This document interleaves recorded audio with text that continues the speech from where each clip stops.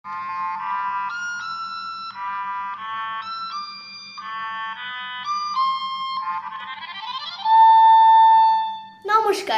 আমি বিহান আবার আপনাদের সামনে। আজকে সন্ধেবেলা সত্যজিৎ রায়ের লেখা বঙ্কুবাবুর বন্ধু গল্পটা পড়ছিলাম। পড়তে পড়তে মনে হলো একবার আপনাদের কাছে আসা দরকার। আপনারা নিশ্চয়ই পড়েছেন।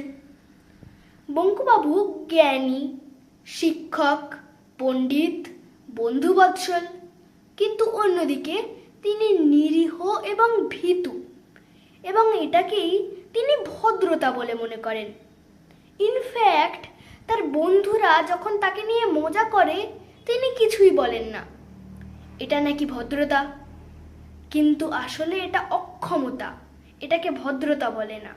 অন্যায়ের প্রতিবাদ করতে হয়, অন্যায়ের প্রতিবাদ শিরদাঁড়া সোজা করে করতে হয়, নয়তো আস্তে আস্তে আমাদের পরিবেশটা অসুস্থ হয়ে যায়। আমরা এই যে এখন গলা ফাটিয়ে চিৎকার করছি, we want justice, justice for RG Kar, আর তো বেশি কিছু বলার নেই এই ব্যাপারে, আপনারা সবাই জানেন। কিন্তু আমার বন্ধুরা কেউ এটা এখনো জানে না, আর জানলেও তাদের কিছু এসে যায় না। তাদের চিন্তা বা সেই নিয়ে কিছু ভাবনা কিছুই নেই। আমাদের পরিবার, পরিবেশ, দেশের কিছু হলে আমাদের কিছু যায় আসবে না। আমাদের দেশ অসুস্থ হলে আমাদের কিছু যায় আসবে না। আমরা ছোট বলে আমরা রাগ করতে পারবো না, আমরা দুঃখ পাবো না, আমরা প্রতিবাদ করতে শিখবো না। তাই আবার হয় নাকি? আমি তো বইতে পড়েছি, বইতে শিখেছি। দাঁড়ান আপনাদের দেখাচ্ছি।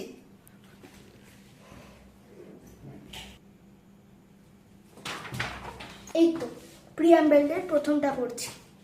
We, the people of India, having solemnly resolved to constitute India into a sovereign, socialist, secular, democratic republic and to secure all its citizens. আমাদের সিকিউর কে করবে? নিরাপত্তা কে দেবে? বড়রা বলে শাসক, প্রধান, কিন্তু আমি বলি আমরা। আবার দেখুন, ইকুয়ালিটি।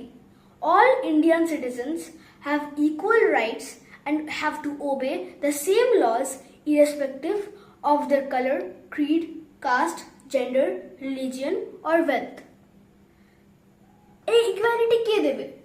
আর কে দেবে আমি জানি না, কিন্তু আমি জানি আমরা দেব। কাউকে অসহায় বা দুর্বল ভেবে তাকে তার সম্মান দেব না, তা তো হয় না। তাকে তার সম্মান দিতে হবে, আর যদি কেউ না দেয় তার বিরুদ্ধে রুখে দাঁড়াতে হবে। বঙ্কুবাবু কিন্তু রুখে দাঁড়াতে শিখেছিলেন। ভিন গ্রহের অ্যাং তাকে শিখিয়েছিল। আমাদেরকে শেখাবে?